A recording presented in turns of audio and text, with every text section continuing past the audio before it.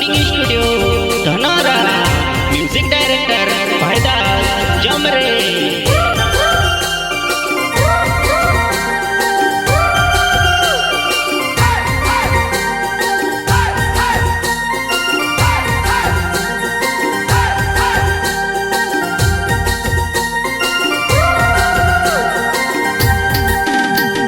भंगुर दकड़े रली वो एकले झूनी फिरेवा भंगुर दकड़े रली वो एकले झूनी फिरेवा आजकल ने पूरा परिपोर वो जुबानाई बुरसुनी करनो ये जुबानिया घोना चढ़ छे वो जुबानाई गुलाल रगड़ी देसेवा ये जुबानिया घोना काढ़ छे वो जुबानाई गुलाल रगड़ी देसेवा।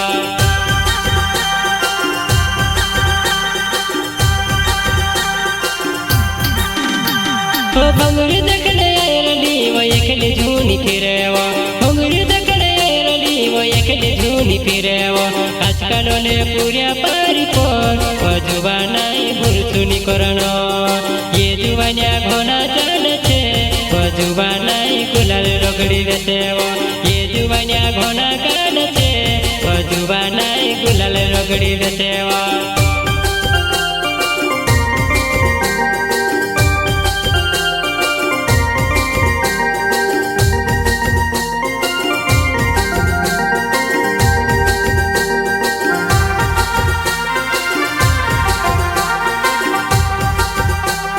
चोकरली बया पो तू धरले मारी जुआलाई चोकरली बया पो तू धरले मारी जुआलाई नी दौरती हाथे दौरिले वो जुबानाई भोंगरियु देखाड़ो नी दौरती हाथे दौरिले वो जुबानाई भोंगरियु देखाड़ो।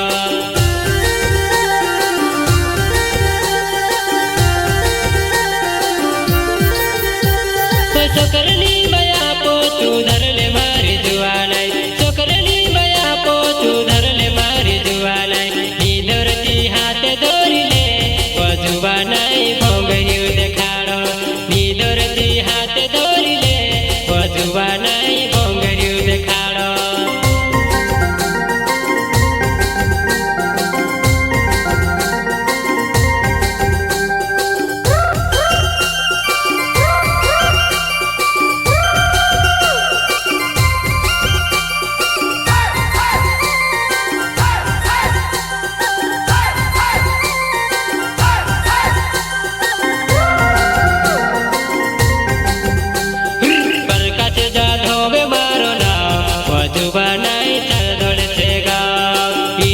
पोटेल ने अमरे जुड़ियो वो जुबानाई भंगुरियु देखने चलियावो हीरा में पोटेल ने अमरे जुड़ियो वो जुबानाई भंगुरियु देखने चलियावो।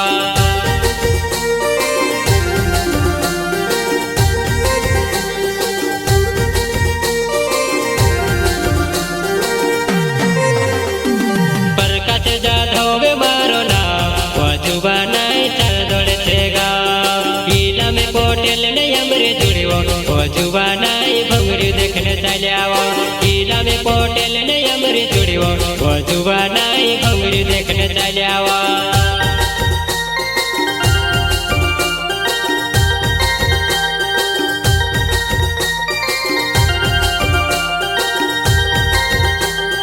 पाने दौराव धरिले जीवन जोने मारी डंगड़ा झूनी करेवो तारा सतमा तारा सेहली जुबानाई नोरा जेनी होए गाय तारा सतमा तारा सेहली जुबानाई नोरा जेनी होए गाय।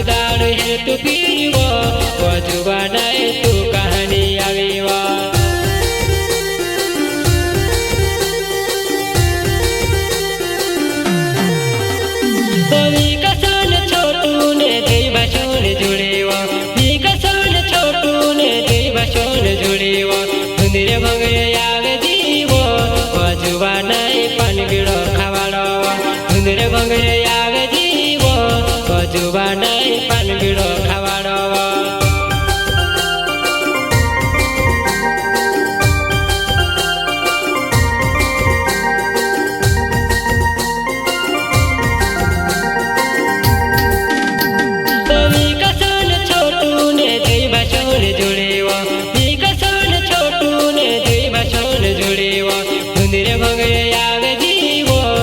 जुबाना पान बीड़ो